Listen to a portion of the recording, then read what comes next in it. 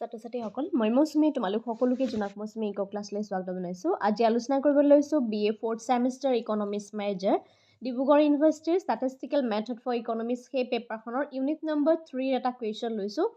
আজিৰ ক্লাছত আমি আলোচনা কৰিম ষ্টেটিষ্টিকেল মেথড ফৰ ইকনমিক্সৰ statistical errors and its measurement কনচেপ্টটো আলোচনা কৰা হ'ব। আৰু এই কনচেপ্টটো আজি আমি অসমীয়া মাধ্যমত আলোচনা কৰিম, কাৰণ এইবাৰ বহুতখিনি ছাত্ৰ ছাত্ৰী আছে যিখিনি আমাৰ কোৰ্চৰ লগতো জড়িত হৈ আছে বা কোৰ্চৰ লগত যিখিনি জড়িত হৈ থকা নাই তেওঁলোকেও আমালৈ মেছেজ কৰিছে। ষ্টেটিষ্টিক্সৰ যোনখন পেপাৰ হয় সেই পেপাৰখন অসমীয়া মাধ্যমত কৰাৰ কথা কৈছে। আমাৰ যোনটো ছাবস্ক্ৰিপশ্যন বেটছ আছে সেই বেটছত আমি যোনখন মেথছৰ পেপাৰ হয় সেই মেথছৰ পেপাৰখন সাধাৰণতে আমি মানে ইংৰাজী মাধ্যমত ৰাখোঁ। বাকী যোন দুখন পেপাৰ সেইখন পেপাৰ আছে সেই পেপাৰখন অসমীয়া মাধ্যমত লাভ কৰা যায়, কাৰণ মেথছৰ পেপাৰখনত যিহেতু কমপ্লিট মেথছেই আহে, বহুত বেছি থিয়ৰী তোমালোকৰ নাথাকে বা আমি CD প্ৰডাকশ্যন ফাংচন হওক CS প্ৰডাকশ্যন ফাংচনৰ সেই কনচেপ্টবিলাকত থিয়ৰীখিনি আহে, কিন্তু সেই কনচেপ্টখিনিও আমি মেথমেটিকেলি প্ৰুফ কৰি দেখাব পাৰোঁ। গতিকে তাত ইংৰাজী মাধ্যম হ'লেও বহুত বেছি প্ৰব্লেম নহয়। কিন্তু ষ্টেটিষ্টিক্সৰ এই পেপাৰখনত যিহেতু বহুতো আমি থিয়ৰী আছে, থিয়ৰীখিনি ইম্পৰ্টেণ্ট হয় তোমালোকৰ এইবাৰ পেপাৰখনত, বিশেষকৈ ইউনিট নাম্বাৰ 1 যদি আমি চাওঁ, ইউনিট নাম্বাৰ 1 অবভিয়াছলি মেথছ বহুত বেছি আছে, গতিকে মেথছৰ পাৰ্টটো ইম্পৰ্টেণ্ট, তাৰ সমান্তৰালকৈ কিন্তু থিয়ৰী পাৰ্টটো ইম্পৰ্টেণ্ট হয়। আৰু এই ইউনিট নাম্বাৰ 3টোৰ যোনটো ষ্টেটিষ্টিকেল ইৰৰ্ছ বা ষ্টেটিষ্টিকেল মেথডৰ যিখিনি কনচেপ্ট আছে সেই বস্তুখিনিত আমি বহুতখিনি লিখিব লগা হয়। গতিকে সেই লিখাৰ কনচেপ্টবিলাকৰ কাৰণেই আচলতে বহুতখিনি ছাত্ৰ ছাত্ৰীয়ে অসমীয়া মাধ্যমত দিওঁ বুলি কৈছে। গতিকে তাৰ কাৰণে ভাবিলোঁ যে এই পেপাৰখনো আমি অসমীয়া মাধ্যমত কৰি দিওঁ। এতিয়াৰ পৰা আমাৰ কোৰ্চৰ ভিতৰত বাকী মেথছৰ পেপাৰখনৰ বাহিৰে বাকী পেপাৰখন তোমালোকে অসমীয়া মাধ্যমত লাভ কৰিবা, নোটছ এণ্ড ভিডিঅ'জ দুয়োটা। আৰু যদি তোমালোকে মেথছখনৰ মানে অসমীয়া মাধ্যমৰ নোটছ লাগে, নোটছখিনিতো পাবা, কিন্তু তাৰ যিখিনি ভিডিঅ' হ'ব সেই ভিডিঅ'খিনি ইংৰাজী মাধ্যমত হ'ব, ঠিক আছে, কাৰণ তাত বহুত বেছি একো নাই লিখা কনচেপ্ট। গতিকে সেইকাৰণে সেই পেপাৰখনত নোটছখিনি বিচাৰিলে মই অসমীয়া দি দিব পাৰিম, কিন্তু আল্টিমেটলি ভিডিঅ'খিনি ইংৰাজী মাধ্যমতে প্ৰভাইড কৰিম। আৰু এই যোনখন ষ্টেটিষ্টিক্সৰ পেপাৰ হ'ব সেই ষ্টেটিষ্টিক্সৰ পেপাৰখনত অসমীয়া আৰু ইংৰাজী, ঠিক আছে, দুইটা মাধ্যমতেই নোটছ এণ্ড ভিডিঅ'জবিলাক লাভ কৰিবা। এইটো আপডেট দিব লগা আছিলে। আৰু যদি কমপ্লিট কোৰ্চত জইন হ'ব বিচাৰিছা, স্ক্ৰীনত যোনটো হোৱাটছআপ নাম্বাৰ আছে তাত তোমালোকে কণ্টেক্ট কৰিব পাৰিবা। BA 4th চেমিষ্টাৰ 4খন পেপাৰ, ছাবস্ক্ৰিপশ্যন ফিজ একেবাৰে মিনিমাম হয়। আৰু যিখিনি ষ্টুডেণ্টৰ ফাইনেন্সিয়েল প্ৰব্লেম থাকে তেনেকুৱা 10টা ছিট আমি ৰাখিছোঁ, যাতে ফাইনেন্সিয়েল প্ৰব্লেম থকা ষ্টুডেণ্টেও আমাৰ কোৰ্চৰ ভিতৰত জইন হ'ব পাৰে। সকলোৱে জানা আমাৰ ছাবস্ক্ৰিপশ্যন ফিজ একেবাৰে মিনিমাম হয়, কিন্তু সেইটোও যিখিনি ছাত্ৰ ছাত্ৰী এফৰ্ড কৰিব নোৱাৰে তেওঁলোকৰ কাৰণে পাৰ ছেমিষ্টাৰত আমি 10টাকৈ ছিট সকলো ছাত্ৰ ছাত্ৰীৰ কাৰণে ৰাখিছোঁ, ঠিক আছে। এতিয়া এই ষ্টেটিষ্টিকেল ইৰৰ্ছ যোনটো কনচেপ্ট হয় সেই কনচেপ্টটো আমি আচলতে কেনেধৰণে চাম, এক্সাম পইণ্ট অফ ভিউৰ পৰা কোনখিনি বস্তু ইম্পৰ্টেণ্ট হ'ব সেইটো। ষ্টেটিষ্টিকেল ইৰৰ বুলি ক'লে প্ৰথমতে আমি বুজিব লাগিব ষ্টেটিষ্টিকেল ইৰৰ আচলতে কি হয়। নেক্সট হৈছে তাৰ চ'ৰ্চটো কি বা কোনখিনি কনচেপ্টৰ পৰা আমি গম পাম যে ষ্টেটিষ্টিকেল ইৰৰ হৈছে, তাৰ টাইপছবিলাক কেনেকুৱা হয়, আৰু তাৰ মেজাৰমেণ্টটো আমি কেনেধৰণে ল'ম, সেইখিনি এক্সাম পইণ্ট অফ ভিউৰ পৰা ইম্পৰ্টেণ্ট কনচেপ্ট, ঠিক আছে। এতিয়া ষ্টেটিষ্টিকেল ইৰৰ যাক আমি পাৰিসাংখ্যিক ভাৱে আমি চাওঁ, মানে যিহেতু এইখন কিহৰ ষ্টেটিষ্টিক্সৰ পেপাৰ, পৰিসংখ্যা হয় নাই, গতিকে এইটো পাৰিসাংখ্যিক যিখিনি আমাৰ তথ্য সেই পাৰিসাংখ্যিক অনুসন্ধান, সেই পাৰিসাংখ্যিক অনুসন্ধানবিলাক বা যিখিনি আমি জৰীপ বুলি আমি কওঁ, বিভিন্ন ধৰণৰ স্তৰত মানুহ ভুল হ'ব পাৰে। আৰু সেই যেতিয়া পৰিসাংখ্যিক অনুসন্ধানত যেতিয়া ভুল হয় সেই ভুল হোৱাকে পাৰিসাংখ্যিক ত্ৰুটি বুলি কোৱা হয়। এতিয়া চোৱা, যেতিয়া কনচেপ্টবিলাক আমাৰ ষ্টেটিষ্টিকেল ইৰৰৰ কথা কৈছে, গতিকে ইয়াত চেম্পলিং ইৰৰ আৰু নন চেম্পলিং ইৰৰ। এতিয়া চেম্পলিং মানে কি হৈছে, যেতিয়া কোনো এটা চ'ৰ্চৰ পৰা তথ্য সংগ্ৰহ কৰা হয়, ধৰি লৈছোঁ এতিয়া এইখিনিতে তোমালোকে চেনচাছ আৰু চেম্পলিঙৰ ডিফাৰেঞ্চটো বুজাই দিওঁ। চেনচাছ মানে এইটো দেখিছানে, ধৰি লৈছোঁ এইটো এটা নিৰ্দিষ্ট এৰিয়া আছে হয়নে, এই এৰিয়াটোৰ ভিতৰত বহুত কিছুমান সৰু সৰু পইণ্টছ আছে। চেনচাছত কি কৰিব, ইয়াৰ যদি প্ৰত্যেকটো ইণ্ডিভিজুৱেল বা প্ৰত্যেকটো ইউনিটৰ ওচৰত গৈ পেলাই যেতিয়া তেওঁলোকে তথ্যখিনি সংগ্ৰহ কৰিব, তেতিয়া আমি তাক কি বুলি কওঁ, চেনচাছ বুলি কওঁ, পিয়ল পদ্ধতি। আৰু চেম্পলিঙত কি হয়, সেই প্ৰত্যেকটো ওচৰলৈ নাযায়, তাৰ মাজত মুষ্টিমেয় কেইটামান তেওঁলোকে চিলেক্ট কৰি ল'ব, সেই চিলেক্ট কৰা কেইটামান আইটেমছৰ বা ইউনিটৰ ওচৰৰ পৰা গৈ পেলাই যেতিয়া তেওঁলোকে তথ্যটো সংগ্ৰহ কৰে সেইটোক আমি কি বুলি কওঁ, চেম্পল বুলি কওঁ। এতিয়া সেই এনেধৰণে যেতিয়া চেম্পল মানুহে তথ্য সংগ্ৰহ কৰিবলৈ যায়, তথ্যখিনি সংগ্ৰহ কৰিবলৈ যাওঁতে বিভিন্ন স্তৰত বা বিভিন্ন ধৰণৰ জৰীপত ভুল হোৱাটো স্বাভাৱিক বা ভুল হ'ব পাৰে অনুসন্ধানত, আৰু সেই ভুলকে পৰিসাংখ্যিক ত্ৰুটি বা ষ্টেটিষ্টিকেল ইৰ'ৰ বুলি আমি কওঁ। গতিকে এই যে পৰিসাংখ্যিক ত্ৰুটি আছে, সেইটো সাধাৰণতে দুই প্ৰকাৰ হ'ব পাৰে। এটা হৈছে প্ৰতিদৰ্শ ত্ৰুটি, যাক আমি চেম্পলিং ইৰ'ৰ বুলি কওঁ, আৰু আনটো হৈছে অনাপ্ৰতিদৰ্শ ত্ৰুটি, যাক আমি নন চেম্পলিং ইৰ'ৰ বুলি কওঁ। প্ৰতিদৰ্শ ত্ৰুটি কি? যে এটা জনসমষ্টিৰ পৰা পৃথক পৃথক প্ৰতিদৰ্শ সংগ্ৰহ কৰি পৃথক পৃথকে তাৰ যদি ফলাফল নিৰূপণ কৰিলে, সেই ফলাফলবিলাকৰ মাজত যি পাৰ্থক্য দেখা যায়, এনেধৰণে বিভিন্ন ধৰণৰ প্ৰতিদৰ্শ বা ফলাফলবিলাকৰ মাজত যি পাৰ্থক্য উদ্ভৱ হয়, সেই পাৰ্থক্যকে আমি প্ৰতিদৰ্শ ত্ৰুটি বুলি কওঁ। ইয়াত কি হয়, পাৰ্থক্য এটা দেখিবলৈ পাওঁ চেম্পলিং এৰৰত, যিহেতু আমি জনসমষ্টিবিলাকৰ পৰা পৃথক পৃথকভাৱে সংগ্ৰহ কৰোঁ, হয়নে, চেম্পলিং এৰত, আৰু সেই পৃথক পৃথকে সংগ্ৰহ কৰাৰ ফলত তেওঁলোকৰ যিখিনি ফলাফল ওলায়, সেই ফলাফলবিলাক নিৰূপণ কৰিবলৈ তেওঁলোকৰ মাজত পাৰ্থক্য ওলোৱাটো স্বাভাৱিক বা পাৰ্থক্য ওলোৱা দেখা যায়। ঠিক আছে, এনেধৰণে বিভিন্ন ধৰণৰ প্ৰতিদৰ্শৰ ফলাফলৰ মাজৰ যি পাৰ্থক্যৰ উদ্ভৱ হয়, সেই পাৰ্থক্যকে কি বুলি কোৱা হয়, প্ৰতিদৰ্শ ত্ৰুটি বুলি কোৱা হয়, যাক আমি চেম্পলিং ইৰ'ৰ বুলি কওঁ। এতিয়া এই যে পাৰ্থক্যবিলাক আমি দেখিবলৈ পাইছোঁ, সেই পাৰ্থক্যবিলাক বিভিন্ন ধৰণৰ কাৰণত হ'ব পাৰে। প্ৰথম কাৰণটো যদি আমি চাওঁ, যে প্ৰতিদৰ্শ সংগ্ৰহৰ ভুল পদ্ধতি যদি অনুসৰণ কৰা হয়, বা প্ৰতিদৰ্শ ত্ৰুটিৰ বাবে উদ্ভৱ হ'ব পাৰে। এতিয়া যদিহে তাৰ পদ্ধতিটো, আমি যি পদ্ধতি ব্যৱহাৰ কৰিছোঁ চেম্পলিঙৰ কাৰণে, সেই ব্যৱহাৰ কৰা পদ্ধতিটো যদি ভুল হয়, প্ৰতিদৰ্শ সংগ্ৰহৰ ভুল পদ্ধতি অনুসৰণৰ কাৰণেও প্ৰতিদৰ্শ ত্ৰুটি হ'ব পাৰে। কেতিয়াবা উদ্দেশ্য ভিত্তিত প্ৰতিদৰ্শ নিৰ্বাচন পদ্ধতি অনুসৰণ কৰা হয়, আৰু এনেধৰণৰ পদ্ধতিত অনুসন্ধানকাৰীৰ মনোভাৱৰ প্ৰভাৱ পৰি তথ্যবিলাকে নিৰপেক্ষতাৰ গুণ হেৰুৱাব পাৰে, আৰু ইয়াৰ পৰিণামস্বৰূপে সেই প্ৰতিদৰ্শবিলাকৰ যিটো জৰীপ, সেই ফলাফলবিলাকৰ ওপৰত নিৰ্ভৰশীলতা কমে। যদি আমি ভুল পদ্ধতি লৈছোঁ, চেম্পলিঙেই লৈছোঁ যেনিবা, চেম্পলিঙৰ আমি বিভিন্ন ধৰণৰ মেথডবিলাক আছে, হয়নে, সেই মেথডবিলাক বা পদ্ধতিবিলাক যদি আমি ভুল লৈছোঁ, পদ্ধতি ভুল ল'লেও আমি প্ৰতিদৰ্শ ত্ৰুটি দেখা দিব পাৰোঁ। কেতিয়াবা যাদৃচ্ছিকভাৱে প্ৰতিদৰ্শ চিনাক্ত কৰাৰ কোনো এটা গোটৰ পৰা যেতিয়া তথ্য সংগ্ৰহ কৰা হয়, বিভিন্ন ধৰণৰ তাত অসুবিধাই দেখা দিলে, এটাৰ পৰিৱৰ্তে আমি অন্য এটা লৈছোঁ। যিহেতু চেম্পলিং মিনছ হৈছে যে তুমি এই ইণ্ডিভিজুৱেল যিকোনো গোটেইখিনিৰ পৰা নহয়, তুমি মাজে মাজে গৈ পেলাই কি হৈছে, তথ্যখিনি সংগ্ৰহ কৰিছা। ধৰি লৈছোঁ তুমি ABC 3টা চ'ৰ্চ আছে, হয়নে, তুমি ধৰি লৈছোঁ এই 3টা চ'ৰ্চৰ পৰাই তুমি তথ্য সংগ্ৰহ কৰিছা চেম্পলিঙৰ। তুমি কিবা এটা কাৰণত B চ'ৰ্চটোৰ অকণমান কেলকুলেশ্যনতেই হওক বা তথ্য সংগ্ৰহৰ ক্ষেত্ৰত তুমি অকণমান ডিফিকাল্টি ফেচ কৰিব লগা হৈছে। ঠিক আছে, তেতিয়া তুমি কি কৰিলা, তোমাৰ নিজেই তুমি ভাবি ল'লা যে মই B2ৰ পৰা তথ্য সংগ্ৰহ নকৰোঁ, মই এতিয়া C চ'ৰ্চটোৰ পৰাহে তথ্য সংগ্ৰহ কৰিম। ডেট মিনছ এটাৰ পৰা যদি আমি তথ্য সংগ্ৰহ কৰিব নোৱাৰোঁ, তাৰ ফলস্বৰূপে সেই গোটটো ত্যাগ কৰি মই যেতিয়া অন্য এটা চ'ৰ্চৰ পৰা ল'ম সেই তথ্যটো, তেতিয়া তথ্যবিলাকৰ সাল সলনি হৈ যায়, হয়নে, সেইটোও স্বাভাৱিক হয়, হয়নে, আমি ল'ব লাগিছিলে এটা, কিন্তু তাৰ পৰা তথ্য সংগ্ৰহ কৰিবৰ কাৰণে কিছুমান সমস্যাৰ সন্মুখীন হ'ল, সমস্যাৰ সন্মুখীন হোৱাৰ লগে লগে সেইটো এৰি পেলাই আমি অন্য এটা চ'ৰ্চলৈ গৈছোঁ। ঠিক আছে, গতিকে এনেধৰণৰ যি সাল সলনি হয়, সাল সলনিয়েও কিছুমান আমাৰ প্ৰতিদৰ্শৰ ত্ৰুটিৰ সৃষ্টি কৰিব পাৰে। ঠিক আছে, কাৰণ এই সাল সলনি কৰিলে এটা প্ৰব্লেম সৃষ্টি হয়, সেইটো হৈছে পক্ষপাতিত্বতা। ঠিক আছে, পক্ষপাতিত্বতাই ঠাই লোৱা দেখা যায়।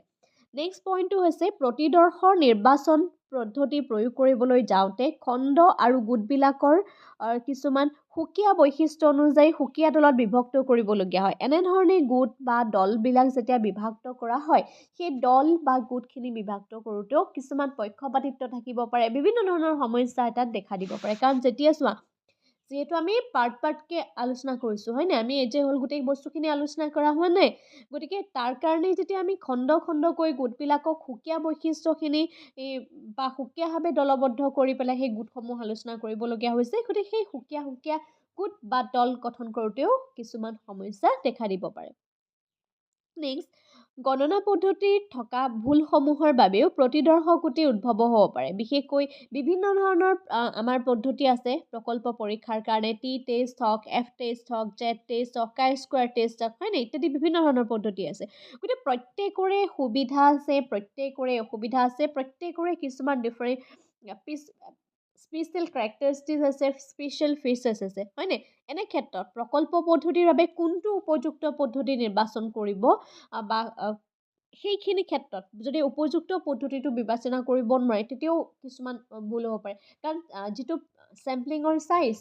চেম্পলিঙৰ চাইজৰ ওপৰত ডিপেণ্ড কৰি পেলাই আমি তাৰ মেথডখিনি সেই প্ৰকল্প পদ্ধতিখিনি আমি চাব লাগিব যে আমি টেষ্ট ল'ম নে এফ টেষ্ট ল'ম নে কাই স্কুৱাৰ টেষ্ট ল'ম, হয়নে? প্ৰত্যেকৰে যিহেতু বেলেগ বেলেগ নিজস্ব ফিচাৰ্ছ আছে, গতিকে সেই ফিচাৰবিলাকৰ ওপৰত বেছ কৰি পেলাই যিহেতু সেই সিদ্ধান্তখিনি গ্ৰহণ কৰিবলগীয়া হয়, গতিকে এইখিনিতেও আমি কি ক'ব লাগিব, বিভিন্ন ধৰণৰ সমস্যাৰ ইয়াত সন্মুখীন হ'বলগীয়া হয়। গতিকে এইখিনি কাৰণ, যিখিনি কাৰণৰ কাৰণে প্ৰতিদৰ্শ ত্ৰুটিৰ বা চেম্পলিং এৰৰৰ নিচিনা যিখিনি কনচেপ্ট সেইখিনি এৰাই যাব পাৰে। এতিয়া নেক্সট চাম আমি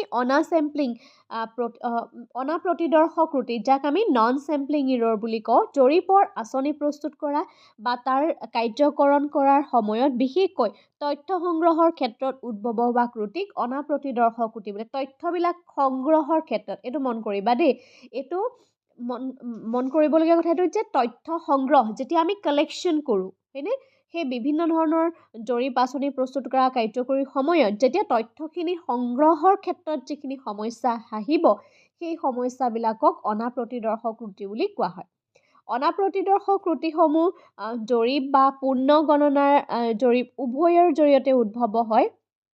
আৰু এনেধৰণৰ যিখিনি ত্ৰুটি, সেই ত্ৰুটিবিলাকৰ উৎসসমূহ কিন্তু নিৰ্দিষ্ট নহয়, তাৰ চ'ৰ্চবিলাক নিৰ্দিষ্ট নহয়। ইয়াৰ আগতে আমি যেনেকৈ ক'লোঁ যে পদ্ধতি বা বিভিন্ন ধৰণৰ চ'ৰ্চৰ কথা ক'লোঁ, ইয়াত কিন্তু চ'ৰ্চৰ কথা নাহে। ইয়াত কি কৈছে যে কালেকশ্যন, আমি তথ্য সংগ্ৰহ কৰাৰ ক্ষেত্ৰত তুমি যদি প্ৰশ্ন সুধিছা, প্ৰশ্ন কৰোঁতে যদি ভুল হৈছে, হয়নে? এনেধৰণৰ সমস্যাবিলাক যিবোৰ কাৰণত অনাপ্ৰতিদৰ্শ ত্ৰুটি উদ্ভৱ হয় তাৰ কাৰণ যে প্ৰথম কথাটো হৈছে ভ্ৰান্তিযুক্ত পৰিকল্পনা, জৰীপৰ অধীনত কৰা বিষয়সমূহৰ অনিৰ্দিষ্টতা, জনসমষ্টিৰ অসম্পূৰ্ণ তথ্য। ইয়াৰ যিটো আমাৰ কালেকশ্যন, হয়নে? যিটো আমাৰ ডাটা কালেকশ্যন আছে, সেই কালেকশ্যনৰ প্ৰব্লেমৰ কাৰণে আচলতে নন চেম্পলিং ইৰৰটো উদ্ভৱ হয়। অনুপযুক্ত প্ৰশ্ন তালিকাৰ ব্যৱহাৰ, প্ৰশ্ন সোধা বা তথ্য সংগ্ৰহৰ ক্ষেত্ৰত আসোঁৱাহযুক্ত পদ্ধতি যদি অনুসৰণ কৰা হয় তেতিয়াও কিন্তু প্ৰতিদৰ্শ ত্ৰুটিৰ উদ্ভৱ হ'ব পাৰে। সংগ্ৰহ কৰিবলগীয়া তথ্যবিলাকৰ যদি অস্পষ্টতা থাকে তেতিয়াও দেখা দিব পাৰে। অনুসন্ধানকাৰীৰ পক্ষপাতিত্বতাই স্থান দিব পাৰে। উপযুক্ত পৰিদৰ্শনৰ সুবিধা নাথাকিব পাৰে। সূত্ৰ নিৰ্ধাৰণৰ অনুপযুক্ততা থাকিব পাৰে। তথ্য বিশ্লেষণৰ সময়ত ভুল হ'ব পাৰে বা তথ্য উপস্থাপনতো ভুল থাকি যাব পাৰে। গতিকে এনেধৰণৰ ক্ষেত্ৰত আমি অনাপ্ৰতিদৰ্শ ত্ৰুটি দেখিবলৈ পাওঁ। গতিকে আকৌ মন কৰিবা, দুইটাৰ মাজৰ ডিফাৰেঞ্চটো মন কৰিবা। মই already sampling and non sampling error Asomiya আৰু ইংৰাজী মাধ্যমত দুইটাতে ডিফাৰেঞ্চটো দিছোঁৱেই তোমালোকক, কাৰণ ডিফাৰেঞ্চটো ইম্পৰ্টেণ্ট হয়। কাৰণ দুইটাৰ মাজত যেতিয়া তোমালোকে ডিফাৰেঞ্চটো ভালদৰে জানিবা, ডিফাৰেঞ্চটো জনাৰ পিছত এই ক্লাছটো চাবা, ঠিক আছে? কাৰণ প্ৰথমতে আমি চেম্পলিং ইৰৰ, নন চেম্পলিং ইৰৰ এই দুটাৰ পাৰ্থক্যটো জানিব লাগিব। অলৰেডি তোমালোকৰ লগত সেইখিনি আলোচনা কৰা হৈছে। গতিকে সেই পাৰ্থক্যটো জনাৰ পিছতহে আমি এই ভিডিঅ'টো চাম, ঠিক আছে? বা তোমালোকে যদিও নিজেও চেল্ফ ষ্টাডি কৰিছা বা কলেজতে পঢ়িছা, প্ৰথমতে চেষ্টা কৰিবা পাৰ্থক্যটো বুজিবলৈ। পাৰ্থক্য বুজিলে এই কুৱেশ্যনটো একেবাৰে সহজ হৈ যাব। নেক্সট আমাৰ আৰু এটা হৈছে যোনটো আমি বায়াছ এণ্ড আনবায়াছ বুলি কওঁ, পক্ষপাতৰ কনচেপ্টটো। পক্ষপাত দুষ্ট ত্ৰুটি আৰু পক্ষপাতহীনতা ত্ৰুটি। এতিয়া জৰীপ পদ্ধতি, প্ৰতিদৰ্শ জৰীপেই হওক বা পূৰ্ণ গণনা জৰীপেই হওক, পাৰিসাংখ্যিক ত্ৰুটিসমূহৰ মূলতঃ দুটা ভাগত ভাগ কৰিব পাৰি। এটা হৈছে পক্ষপাতযুক্ত ত্ৰুটি, যাক আমি বায়াছ ইৰৰ বুলি কওঁ, আৰু আনটো হৈছে পক্ষপাতহীন ত্ৰুটি, যাক আমি আনবায়াছ ইৰৰ বুলি কওঁ। এতিয়া পক্ষপাত দুষ্ট মানে হৈছে যে এই ত্ৰুটিসমূহৰ উদ্ভৱ হোৱাৰ প্ৰধান কাৰণ অনুসন্ধানকাৰীৰ ব্যক্তিগত ৰুচি, তেওঁলোকৰ মূল্যবোধ, তেওঁলোকৰ বিশ্বাস আদি প্ৰতিদৰ্শনৰ ফলাফলৰ ওপৰত প্ৰভাৱ পেলায়। গতিকে তথ্য সংগ্ৰহ কৰা পদ্ধতি আৰু ইয়াৰ বিশ্লেষণৰ বাবে ব্যৱহাৰ কৰা বিভিন্ন ধৰণৰ পদ্ধতিৰ ভিতৰত কোনো এবিধৰ ব্যৱহাৰৰ প্ৰতি যদি অনুসন্ধানকাৰীৰ যদি পক্ষপাতমূলক দৃষ্টিভংগী থাকে, ধৰি লৈছোঁ ABC 3টা আছে, তেওঁলোকে ধৰি লৈছোঁ এইটোহে চুজ কৰিছে, হয়নে? তেওঁলোকৰ নিজৰ ইচ্ছাটো চুজ কৰিছে, সেইটো নহ'ব। মানুহৰ যেতিয়া তেওঁলোকে ডাটাখিনি কালেক্ট কৰিবলৈ যায়, তেওঁলোকৰ নিজৰ কমফৰ্ট জোনটো চালে নহ'ব। আমি প্ৰপাৰ ৰিজাল্ট ক'ৰ পৰা পাম সেইটো আমি চাব লাগিব, হয়নে? যদি তাকে নকৰি অনুসন্ধানকাৰীজনে যদি নিজৰ কমফৰ্ট জোনটো বিচাৰি পেলাই টাইম ছেভ কৰিবৰ কাৰণে হয়নে তেতিয়া যদি এটা চ'ৰ্চৰ পৰা যদি তেওঁলোকে খুব সহজলভ্যভাৱে তথ্যখিনি সংগ্ৰহ কৰিবলৈ যায় গতিকে প্ৰপাৰ যোনটো ৰিজাল্ট হ'ব লাগে সেই ৰিজাল্টটো নাপাবও পাৰে যাক আমি পক্ষপাতদুষ্ট বুলি ক'ব পাৰোঁ নেক্সট কথাটো হৈছে জৰীপৰ ফলাফল নিৰ্ণয় কৰোঁতে আসন্ন মানত লোৱাৰ সময়তো পক্ষপাতিত্ব হ'ব পাৰে নেক্সট নিৰ্বাচনৰ গোটে তথ্য প্ৰদান নকৰিলে ইয়াৰ বিকল্প হিচাপে যিটো অন্যান্য ধৰণৰ গোটৰ পৰা তথ্য সংগ্ৰহ নহ'ব পাৰে নেক্সট তথ্য সংগ্ৰহ কৰাৰ সময়ত তথ্য সংগ্ৰহকাৰীৰ সকলৰ মনোভাৱে ক্ৰিয়া কৰিব পাৰে গতিকে এই গোটেই বস্তুটো পক্ষপাত মানে হৈছে নিজে যিটো যোনজন ব্যক্তিয়ে তথ্যখিনি সংগ্ৰহ কৰিব সেই সংগ্ৰহ কৰা ব্যক্তিজনৰ মনোভাৱ এই কনচেপ্টখিনিৰ কথা কৈছে নেক্সটটো হৈছে পক্ষপাতহীন ক্ৰুটি যিটো আমি আনবায়াছ বুলি কওঁ যিবিলাক ক্ৰুটিৰ আপোনা আপুনি স্বয়ংক্ৰিয়ভাৱে হয়নে আপোনা আপুনি নিষ্ক্ৰিয় প্ৰৱণতা থাকে গতিকে এইবোৰক পক্ষপাতহীন ক্ৰুটি বুলি কোৱা হয় এনেধৰণৰ ক্ৰুটিৰ একাংশ অতি মূল্যায়ন আৰু অন্য অংশ নিম্ন মূল্যায়নৰ লগত জড়িত যদি আমি ডাটাখিনি কে বেছিকৈ মূল্যায়ন কৰোঁ তেতিয়াও হয়তো বহুত ক্ৰুটি থাকি যাব পাৰে ছেটিছফেকশ্যন এটা ৰিজাল্ট নাপাব পাৰোঁ বা যিমানখিনি আমি তথ্যখিনি মূল্যাংকন কৰিব লাগিছিলে সিমানখিনি যদি নকৰোঁ ওপৰে কামখিনি কৰি থওঁ তেতিয়াও এই ক্ৰুটিখিনি দেখা দিব পাৰে ইয়াত কোনো ধৰণৰ পক্ষপাতটো নাথাকে দেই মন কৰিবা অতি মূল্যায়ন ক্ৰুটিয়ে নিম্ন মূল্যায়নৰ ক্ৰুটি নিষ্ক্ৰিয় কৰিব পাৰে যেতিয়া সেই বস্তুখিনি বেছিকৈ মূল্যাংকন কৰে এবাৰ পিছত অন্য এবাৰ নিৰীক্ষণ কৰি পৰ্যবেক্ষণ কৰি মূল্যাংকন কৰি গৈ থাকিব তেতিয়া তাত কিন্তু সূক্ষ্ম যিখিনি ক্ৰুটি সেই সূক্ষ্ম ক্ৰুটিখিনি হোৱাৰ চান্সটো নাথাকে প্ৰতিদৰ্শত অন্তৰ্ভুক্ত হোৱা গোটৰ সংখ্যা পক্ষপাতহীনতাৰ ক্ৰুটি নিয়ন্ত্ৰণ কৰিবলৈ পৃথক ব্যৱস্থা গ্ৰহণ কৰাটোৰ প্ৰয়োজন নহয় গতিকে এইখিনিও এটা ইম্পৰ্টেণ্ট আমি যেতিয়া চ'ৰ্চবিলাক কওঁ এইখিনিও তোমালোকে লিখিব লাগিব নেক্সট ইম্পৰ্টেণ্টটো হৈছে যে ইয়াৰ মেজাৰমেণ্ট আমি কেনেকৈ ল'ব পাৰিম পাৰিসাংখ্যিক ক্ৰুটিসমূহৰ জোখসমূহ মূলতে দুটা ভাগত ভাগ কৰা হয় এটা হৈছে পৰম ক্ৰুটি যাক আমি এবছলুট ইৰৰ বুলি কওঁ আৰু আনটো হৈছে আপেক্ষিক ক্ৰুটি যাক আমি ৰিলেটিভ ইৰৰ বুলি কওঁ এতিয়া পৰম ক্ৰুটি কি প্ৰকৃত ফলাফল আৰু নিৰ্ণীয় ফলাফলৰ মাজৰ যিটো পৰম পাৰ্থক্য বা পৰম ক্ৰুটি বুলি কোৱা হয় এতিয়া চাম যিটো এবছলুট ইৰৰ ই হিচাপে ৰিপ্ৰেজেণ্ট কৰে তেতিয়া আমি লিখিম A - E মডুলাছ ইউজ কৰিছোঁ এতিয়া ইয়াত এই যোনটো আছে এইটো হৈছে আমাৰ প্ৰকৃত ফলাফল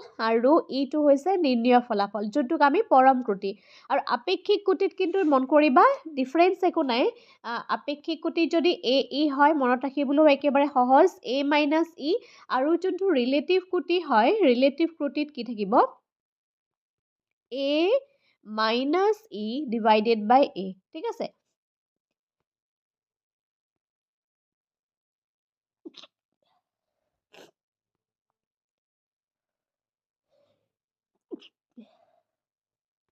এইটোৱে আছিলে ইম্পৰ্টেণ্ট তোমালোকে চাবা এইখিনি কনচেপ্ট আৰু